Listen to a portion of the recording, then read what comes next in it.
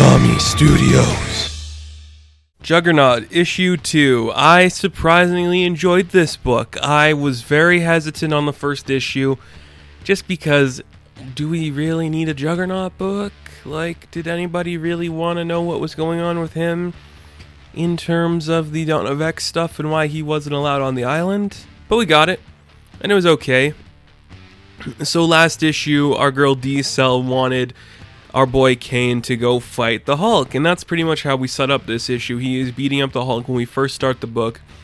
We flash back to the plan that's like, we're gonna use this to kind of like get people to see the Hulk as a villain again, and since the public's still kind of unsure if you're a good guy or a bad guy, we're gonna use you, Cain, and you're gonna kick the shit out of him. We'll have Damage Control come in, we know you're working for him. I mean, okay, like it's such a weird angle to take with this book, but it's not bad. Like, it actually works for the most part, the direction they went with this character, just because I understand the idea that any character can be good when you write them well and they're treated with respect, but it's Juggernaut. Do you really care about the emotional beats of this character? Like, you're not really supposed to.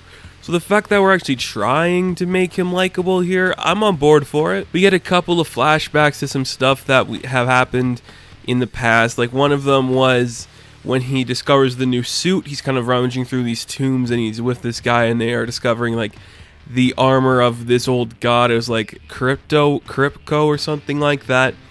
You're like, oh, you're Cain Marko, you're looking to get that power back so people can recognize you. And it's like, yeah, I'm looking for them to recognize me. Which was cool because we realized he did lose the suit before. I'm not too familiar with that storyline. Again, it's Juggernaut. I don't care about the emotional beats of this character. And the other flashback we get is to him in the hospital a few months back, and Charles is visiting him in his mind because, of course, they are brothers. And there's this nice moment where Charles is like, I'm here for you and I'm glad to know you're okay, but you can't come to Krakoa. You're not a mutant. And I'm sorry. And it's just kind of it's just like a nice little moment. Like, even though he's been associated with the X-Men for so long, Cain still can't really get on Krakoa. And I think that's a pretty fascinating angle to take with him. So you'd understand why he's kind of mad sometimes. Like, it makes sense to me. Like, I'm on board for it. I think it's an okay story, an okay idea. And I'm sold on it. I like that angle where we're trying to give some depth to him where it's like he's still being treated as this monster even if he's not. I think it works. I got no complaints with that. So that was fine, I guess. You know, it wasn't a big deal, so I was on board for it. It happened. I'm okay with it. But then we do get the fight with the Hulk, and he's getting the ass kicked out of him because, of course, Hulk is stronger. We should always rate the Hulk as being the strongest one there is.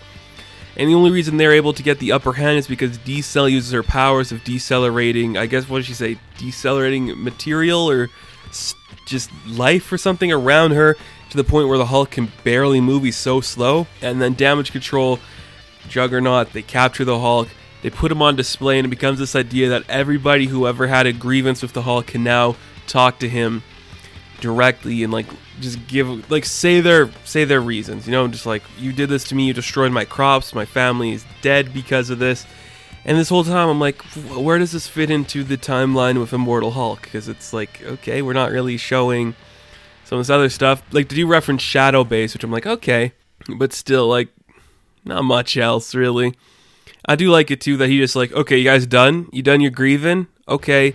Breaks out of the little prison cell they put him in. He's just talking like, look, I've made mistakes, I'm sorry, but everything you said about me, destroying your lives and ruining things around you, you could say the same about the guy who locked me in here. Cain Marko is still no hero. He's still a piece of shit sometimes. And even Cain's like, yeah, you're right, I've messed up. So when they get back to, as they say, like Wisconsin, was it Wisconsin? I can't remember where they get back to. They get back to this new place, him and D-Cell. This idea comes into play that, yeah, since it was live streamed, because D-Cell is, of course, a YouTuber. Because, of course, there's always a YouTuber, isn't there? When they get back to this place, and it becomes this idea, or I guess it could be New York they're back to. Either way, Cain is sued for $25 million because of a construction site he destroyed. And you're like, that's fun. That's a fun angle to play.